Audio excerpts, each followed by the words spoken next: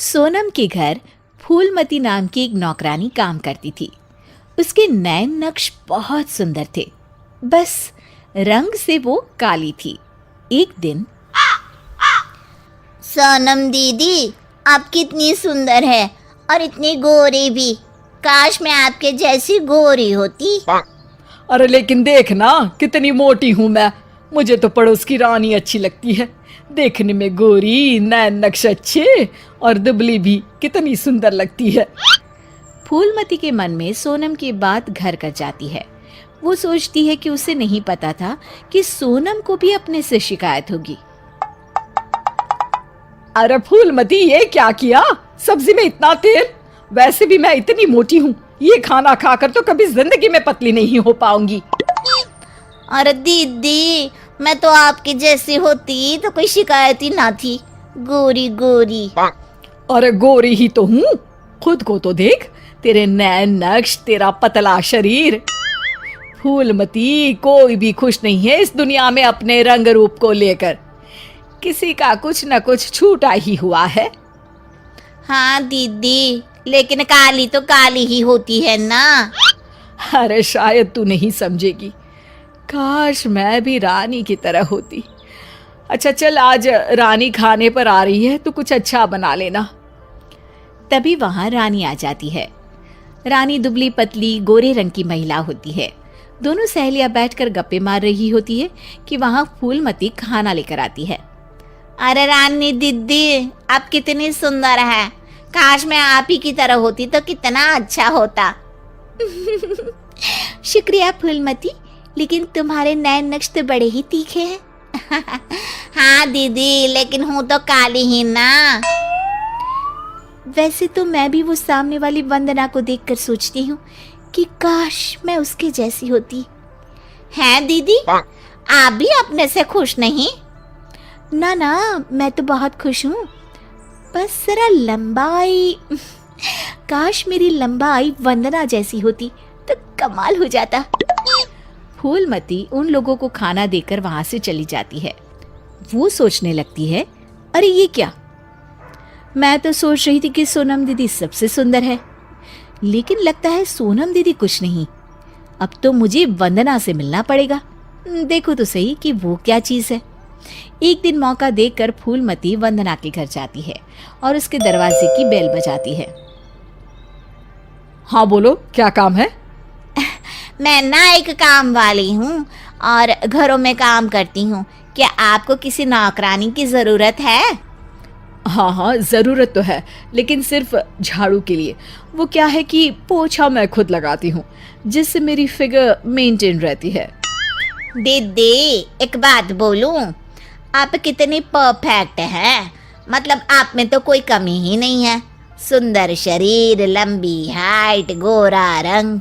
काश ना दीदी मैं आपके जैसी होती। शुक्रिया, लेकिन मैं भी परफेक्ट नहीं हूँ। ओह, ये क्या दीदी, आप क्या बोल रही हैं? ऊपर वाले ने तो आप में कोई कमी रखी ही नहीं है। अरे तू उस दीपिका को जानती हो ना? कैसी बात कर रही हो दीदी? वो कहानी हर घर की हीरोइन ना? हाँ हाँ वही। उसकी त्वचा देखी है, कैसी दमकती चमकती, और कमर तो कितनी पतली है। हाय। पर दीदी, वो तो हीरोइन है, हीरोइन। वो तो पैदा ही ऐसी हुई होगी। हाँ वही तो, उसको तो भगवान ही ऐसा बनाया होगा, सुंदर, चमकता और दमकता। फूलमती सोचने लगती है, अरे ये क्या, आकांक्षाओं का कोई अंत ही नहीं है। कोई खुश नहीं है खुद से। हर किसी को किसी और जैसा दिखने की चाह है। अब तो किसी ना किसी तरह दीपिका से मिलने जाना होगा, लेकिन कैसे?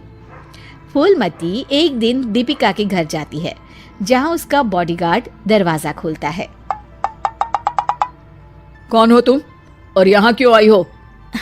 मैं ना मैडम से मिलने आई हूँ, कोई बात करनी थी।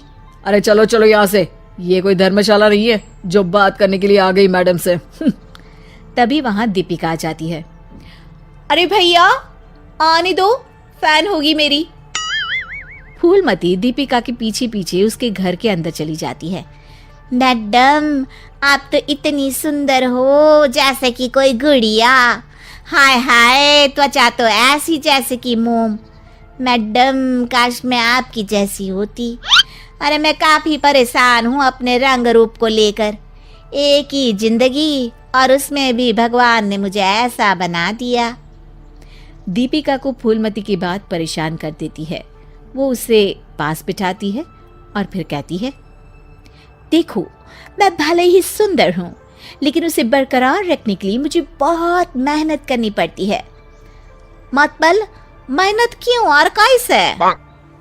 मैं खाने पीने में हर वो चीज़ नहीं खा सकती जो तुम खा सकती हो। मैं धूप, पानी, हवा, धूल से दूर रहती हूँ, नहीं तो दाने निकल आते हैं। ना जी ना मैडम, मैं तो सारा दिन घूमू हूँ। बारिश में भीगना तो मुझे बहुत ही अच्छा लगे है। अरे महंगी महंगी क्रीम, पाउडर जिस दिन मैं लगाना छोड़ दूँ ना, तो देखो कैसी बुढ़िया सी शक्ल हो जाएगी मेरी।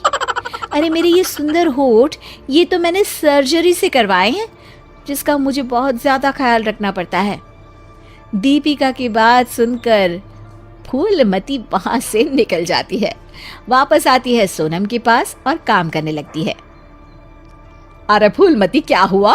आज बड़ी खुश लग रही है। हमेशा तो परेशान सी रहती थी, अब किसके जैसा लगने की चाह है? किसी की तरह नहीं दीदी, भगवान ने तो मुझे बहुत ही अच्छा बनाया है। मेरे जैसे नैन, नक्श और काया हर किसी को नहीं मिलती। मुझे ना तो कोई महंगी क्रीम लगानी पड़ती है और ना ही खाने पीने में कोई परहेज करना पड़ता है। मौसम कोई भी हो, मैं तो पूरे मजे लेती हूँ। ना धूल से प्रॉब्लम और ना ही डॉक्टर के चक्कर। तो दीदी, मैं तो अब खुशी रहूँगी ना।